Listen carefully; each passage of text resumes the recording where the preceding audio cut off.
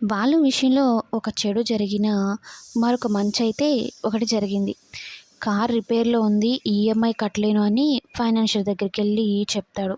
"అయ్యో! మాకు కొన్ని రూల్స్ ఉన్నాయి బాలు. నువ్వు కానీ మంచోడు కాబట్టి నీకొక హెల్ప్ చేస్తాను నేను" అంటూ "నా దగ్గర కొన్ని కార్లున్నాయి సీజ్ చేసినవి. అందులో ఒకటి తీసుకొని వెళ్ళు. ఆ కార్ రిపేర్ అయ్యేంత వరకు నువ్వు ఈ కార్‌ని తోలి నా ఈఎంఐ అయితే కట్టేసేయి ఆపకొనైతే" చెప్తాడు. ఇంకా ఆ కార్ తీసుకొని వస్తాడు.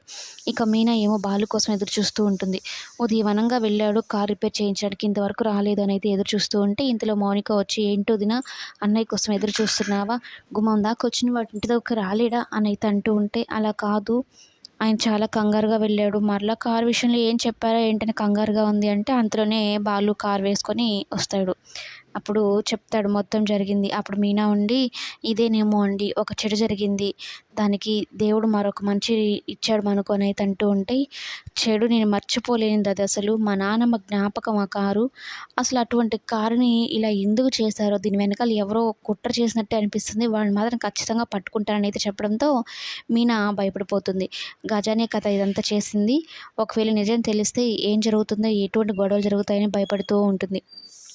ఇక పడుకున్న తర్వాత బాలుకి దిగ్గున మెలుకువ వచ్చేస్తుంది. అమ్మో! ఉదయాన్నే ట్రిప్‌కెళ్ళాలి అని హడావిడిగా లేసి రెడీ అవుతాడు.